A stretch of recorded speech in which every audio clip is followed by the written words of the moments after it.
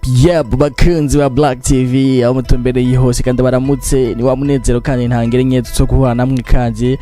mu bintu nk'ibi byoshe nk'ibi muri bwa bumwe byenyene bwo guteza imbere umuziki wa 257 no muziki twiyemeje so muziki gusa ni sport cyangwa umuntu wese akakora akantu kadasanzwe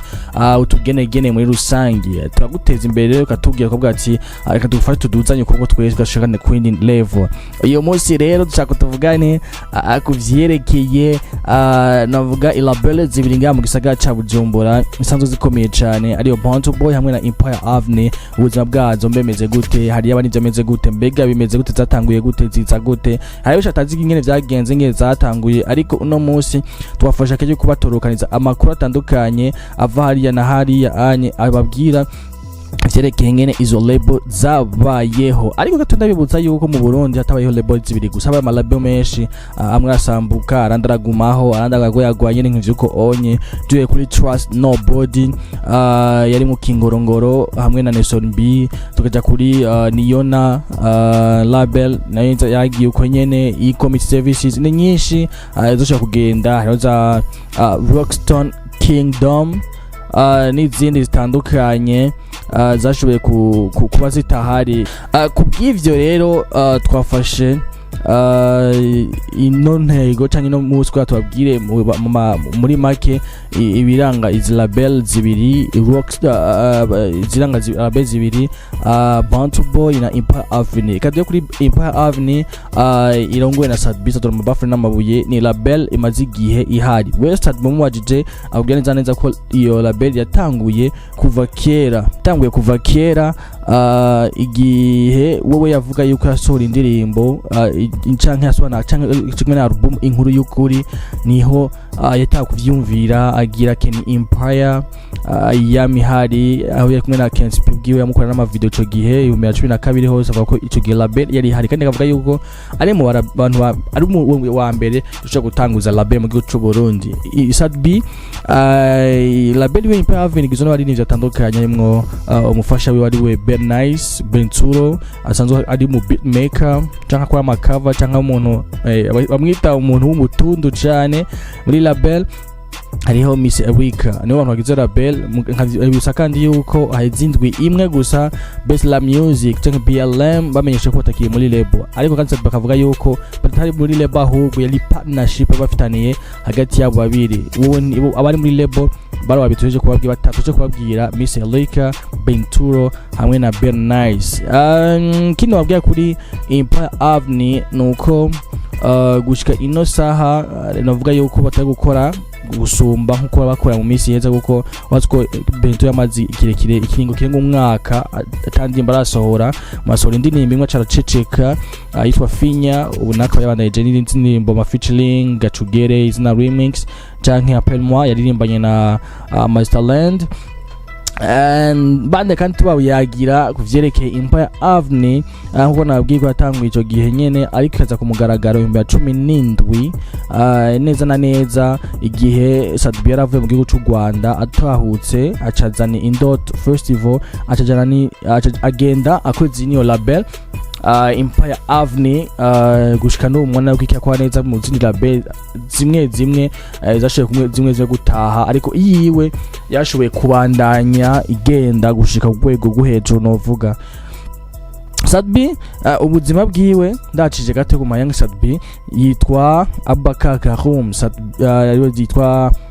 Sadbi Nzeyimana yavutse avuga mu ntara ya Bujumbura ahanye muri meri ya Bujumbura muri komine Bitoki ariko abaye makati atandukaye Buyenzi hehe bwiza ariko akurira neza mu gisagara ca Bujumbura nyene muri komine ya Kanyosha giye komine Kanyosha ubuni zone Kanyosha aho yaba imyaka myinshi gushika yaho hitirirwa we ariko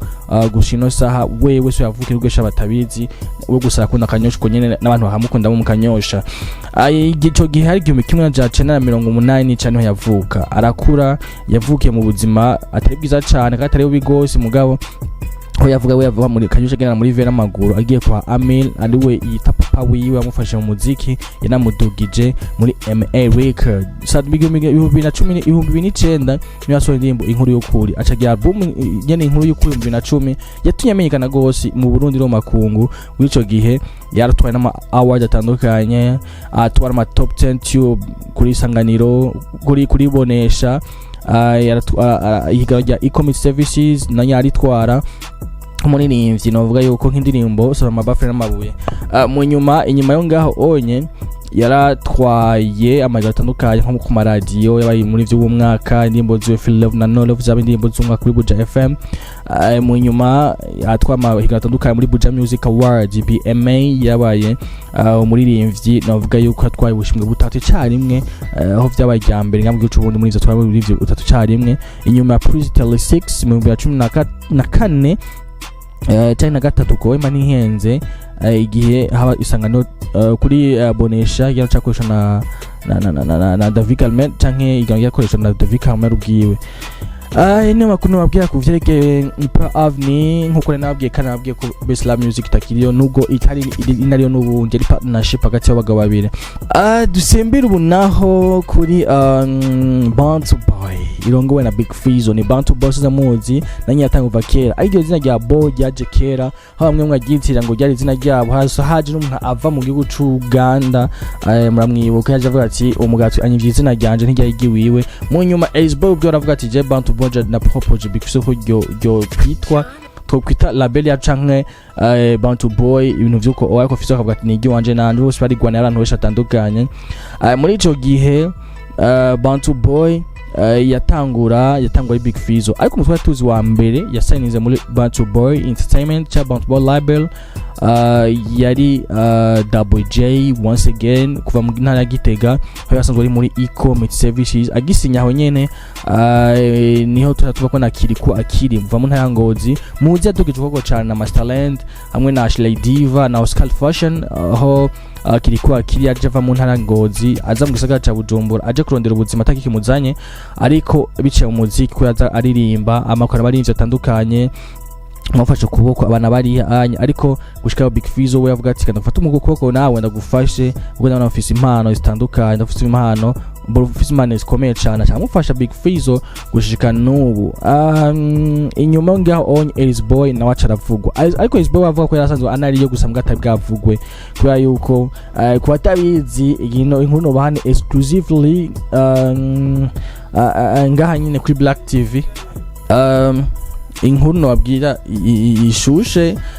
ngaha nyene kuri Black TV nuko Aceboy asanzwe avukana Big Fizzo simundimwe abavyeyi babo so Big Fizzo na Aceboy baravukana ico gituma bose twa boy ico cyambe cyagabe naco gituma yashoye kuba signed under ya Black ya Bantu Boy label abitamugoye kuba yumva yari nko muhira nk'ivyo onye uwundi ni Dramati ayo bita The Last King ariko nubwo haje mu wundi muri ivyo wa kane cyangwa gatanu ko onye yitwa Musamari Daniel wo mu ntara ya Rumonge ndayibutse ko Bantu bari ivyo bayo bose tamuva mu gisagara ca Bujumbura Big Fizzo ntabwo mu gisagara ca Bujumbura mu Makamba Aceboy Makamba Dramati Imuyinga Musamaria Danielo akava mu ntara ya Rumonge ariko makuru dufise nuko Musamaria Danielo watasiye nk'abandi kuko wewe si ntari muri label ndani ni partnership agiranye na label ubwayo kwa yuko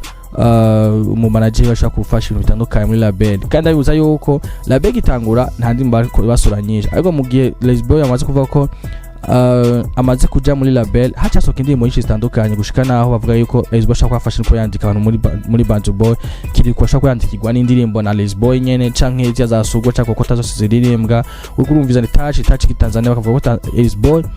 ashaka kwafise touch nawe gitanzania kandi ashaka kwafise yara nabaye igihe kirekire cyo gituma afise touch kitanzania nuko rero turimo tuzandi makuru menshi atandukanye avugwa ngaha hano hariya anye muziki uriya canke uriya ino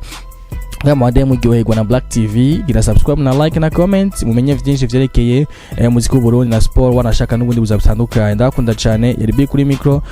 ciao